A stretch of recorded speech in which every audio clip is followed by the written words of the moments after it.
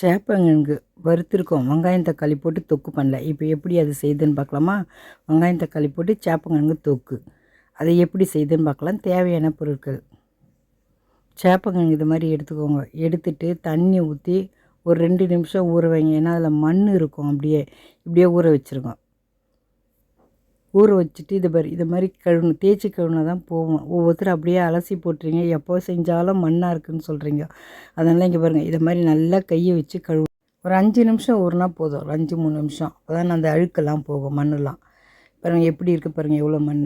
இப்போ கழுவிட்டு திருப்பி இன்னொரு தண்ணியில் போட்டு கழுவணும்.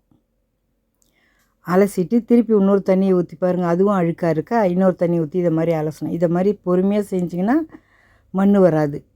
எல்லாத்தையும் எடுத்து குக்கரில் போட்டுருங்க. பாருங்கள் இப்போ இவ்வளோ வெள்ளையாகிடுச்சு பாருங்கள். இது மாதிரி நல்லா தேய்ச்சி கழுவணும். எப்படி செஞ்சாலும் மண் வராது இப்போ உங்களுக்கு. இப்போ கொஞ்சம் போல் தண்ணி ஊற்றிட்டு குக்கரை அடுப்பில் வச்சுட்டு வேகமாக 2 விசில் விட்டு இறக்கிடுங்க. பாருங்கள் 2 விசில், காய் வெந்துடும். இப்போது வெங்காயம், தேவையான பொருட்கள்: வெங்காயம், தக்காளி, புளி கொஞ்சோண்டு ஊற வச்சுக்கோங்க, கடுகு, கறிவேப்பிலை, பூண்டு நசுக்கி வச்சுக்கோங்க, மஞ்சள்தூள், மிளகாய்த்தூள், உப்பு. இப்போ வெங்காயம் பொடிசாக கட் பண்ணிக்கலாம். பார்த்திங்களா எவ்வளோ பொடிசாக இருக்குது, சீக்கிரமாக வதங்கிடும். தக்காளியும் அதே மாதிரி பொடிசாக கட் பண்ணிக்கலாம்.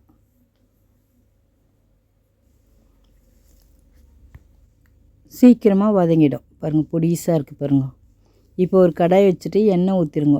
எண்ணெய் காஞ்ச உடனே கடுகு போட்டுருங்க. இப்போ கடுகு பொரிஞ்ச உடனே பூண்டு நெசுக்கி வச்சோம் பாருங்கள், அதை சேர்த்துருங்க. கறிவேப்பிலையும் சேர்த்துருங்க. இப்போ எல்லாம் வதங்கினோடனே வெங்காயம் சேர்த்துருங்க. வெங்காயம் சேர்த்துட்டு நல்லா கலருங்க. நல்லா வதங்கணும் வெங்காயம். நல்லா வதங்கிட்டோன்னு வதங்க விட்டுருங்க. இப்போ பாருங்கள் வெங்காயம் வதங்கிச்சு, பாதி வதங்கிடுச்சு. அப்போ எப்படி இருந்து இப்போ எப்படி இது பாருங்கள், எவ்வளோ சீக்கிரம் வதங்கிடுச்சு பாருங்கள் வெங்காயம். இன்னும் கொஞ்சம் வதங்கிட்ட வெங்காயம், அப்போ தான் நல்லாயிருக்கும் சாப்பிட்றதுக்கு. வெங்காயம் நல்லா வதங்கணும். இதுக்கு கெட்டும் போகாது, காய் நல்லாயிருக்கும். மத்தியானம் சாப்பிட்ற வரையும் கெட்டு போகாது. நல்லா வதங்கிடுச்சு வெங்காயம். இப்போ தக்காளி சேர்த்துடலாம். தக்காளியே நல்லா வதங்கணும்.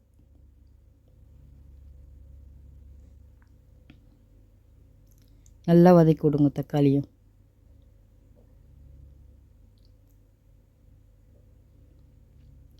தட்டு போட்டு மூடிட்டோம்னா சீக்கிரம் வதங்க வெங்காயம். பாருங்கள் தட்டு போட்டு மூடினால சீக்கிரம் வதங்கிடுச்சு. இன்னொரு வாட்டியும் தட்டு போட்டு மூடிட்டோன்னு வச்சுங்க, வெந்துடும். தக்காளி வெங்காயம் வெந்த உடனே நல்லா வதங்கிடும். தட்டு போட்டு மூடிடலாம்.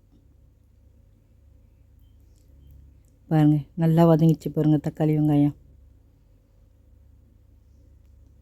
அப்படியே விட்டக்கூடாது, எடுத்து கலரணும். அப்படியே மூடி போட்டோம்னா வதங்கிடக்கூடாது. எடுத்து கலரிட்டு மூடி போடணும். வெங்காயம் தக்காளி வதங்கிடுச்சு.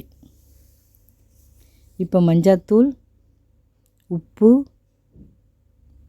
மிளகாய்த்தூள் எல்லாத்தையும் சேர்த்தாச்சு. புளி தண்ணியை கரைச்சி வச்சு ஊற்றிடணும். இப்போ அதில் கொஞ்சம் போல் தண்ணி ஊற்றிடுங்க. நல்லா கொதிக்கட்டும். கொதித்த பிறகு தான் காய் போடணும். இப்போ ஒரு தட்டு போட்டு மூடிடுங்க, சீக்கிரம் கொதிச்சிடும். அதுக்குள்ளே சேப்பங்கிழங்கு வெந்துருச்சு, அதை உரித்து வச்சுக்கலாம். அது கொதிக்கிற வேலைக்கு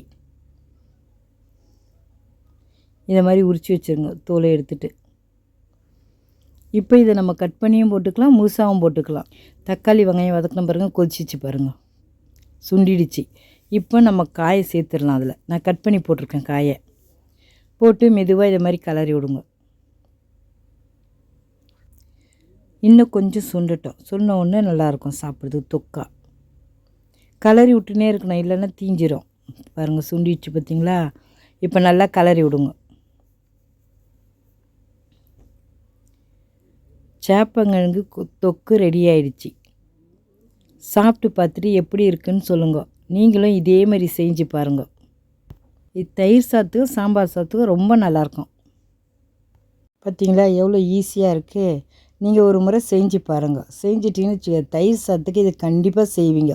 அவ்வளோ நல்லாயிருக்கும் சாப்பிட்றதுக்கு. தயிர் சாதத்துக்கு, சாம்பார் சாதத்தோட தயிர் சாதத்துக்கு தான் ரொம்ப நல்லாயிருக்கும். ஒரு முறை செஞ்சு பாருங்கள்.